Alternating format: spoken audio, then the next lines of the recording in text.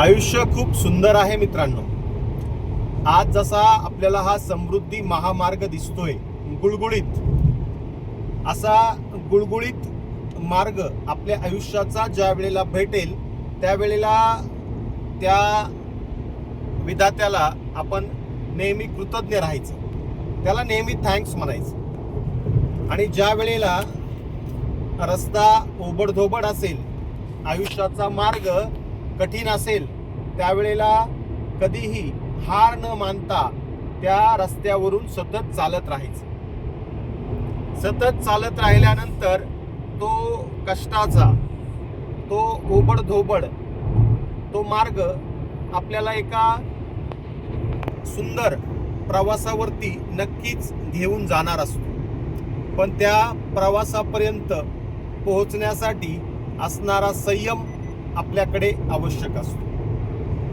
आपण नेहमी आपल्या प्रवासाचा आनंद घ्यायचा असतो. डेस्टिनेशन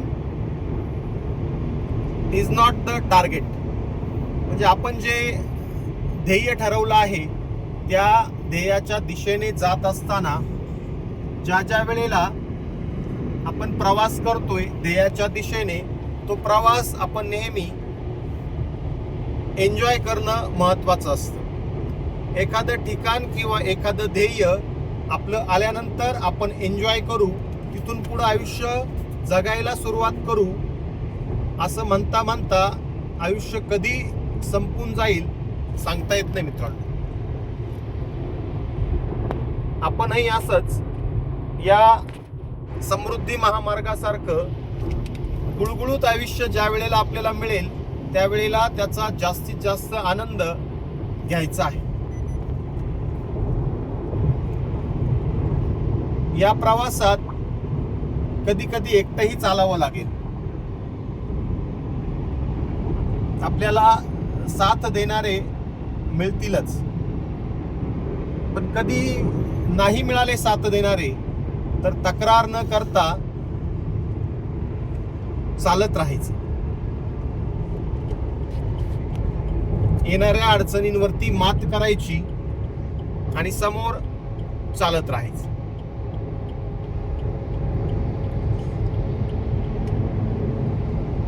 नक्कीच दिशा मिळते, थांबायचं नाही.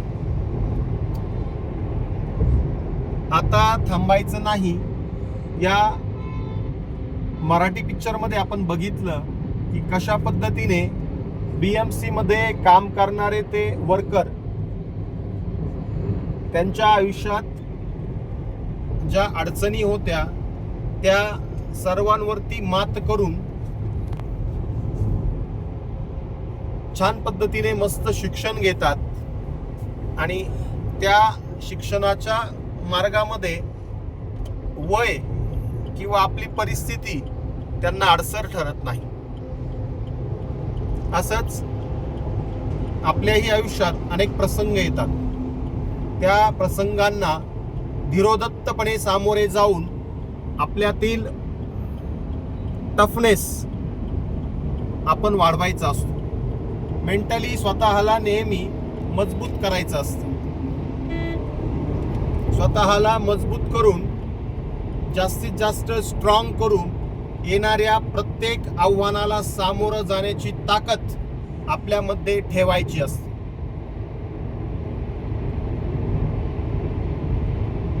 आयुष्य कायमच सहज सोपं नसतं,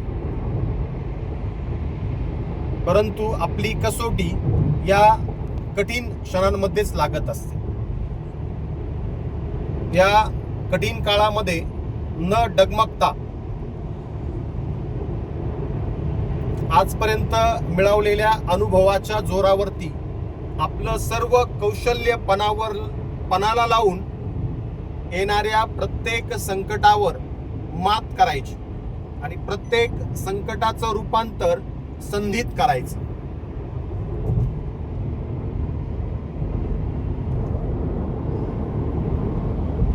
सहज